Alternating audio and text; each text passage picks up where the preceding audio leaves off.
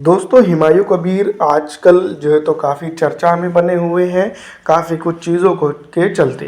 एक तो बाबरी मस्जिद के निर्माण को लेकर, दूसरा लगातार जो है तो ममता बनर्जी के ऊपर वो राजनीतिक हमले करते हुए जा रहे हैं। तो कुछ चीज़ें सोचने की ज़रूर है इसमें, क्योंकि हम और आप जानते हैं कि काफ़ी कुछ चीज़ें जो है तो बाकी है।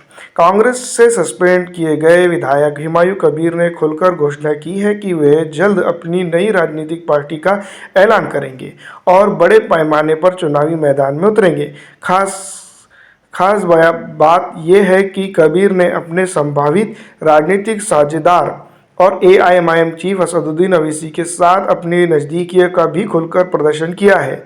कबीर ने कहा कि मैंने असदुद्दीन अवैसी से बात की है। अवैसी ने मुझे वादा किया है कि वे हैदराबाद के अवैसी हैं और मैं बंगाल का अवैसी हूं। हुमायूं कबीर ने बताया कि वे 10 दिसंबर को कोलकाता जाकर अपनी नई पार्टी की कमेटी का गठन करेंगे और 22 दिसंबर को लाखों समर्थकों के साथ आधिकारिक तौर पर पार्टी का लॉन्चिंग करेंगे। उन्होंने दावा किया कि उनकी नई पार्टी मुस्लिम समाज के हित में काम करेगी और वे 135 सीटों पर उम्मीदवार उतारने की तैयारी कर रहे हैं। तो ये बात जो है तो कहीं ना कहीं ये स्टेटमेंट और कहीं ना कहीं कुछ चीज़ें सीधी तौर पर ये बात जताती है कि ऑल इंडिया मजलिस इत्तेहादुल मुस्लिमीन को ये दावा कर रहे हैं कि साथ में लाने का। दूसरी तरफ सैयद आसिम वक़ार साहब जो है तो ये भी दावा कर चुके हैं ऑन रिकॉर्ड आकर, फेसबुक पे आकर, सोशल मीडिया पर आकर, कि वो इनके साथ गठबंधन नहीं कर रहे हैं।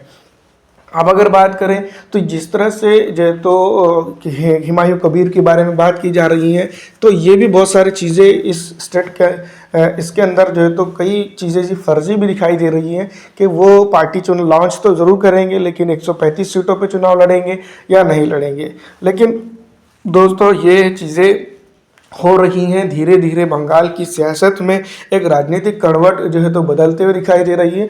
इसका सीधा असर जो है तो हिंदू मुस्लिम राजनीति करने वाली पॉलिटिकल पार्टीज़ को मिलेगा और यहाँ पर सीधा सीधा फ़ायदा जो है तो क्रिमिनल जहन की जो तुष्टिकरण की राजनीति जो करते हैं उनको इसका फ़ायदा ज़रूर पहुँचेगा। लेकिन फ़िलहाल जिस तरह की हालात है, सबसे ज़्यादा नुकसान अगर इसमें किसी का होगा तो वो मासूम लोग जो इस वक्त भी जो तो डेवलपमेंट की दरकिरार कर रहे हैं। आपको क्या लग रहा है, कमेंट करके ज़रूर बताइएगा।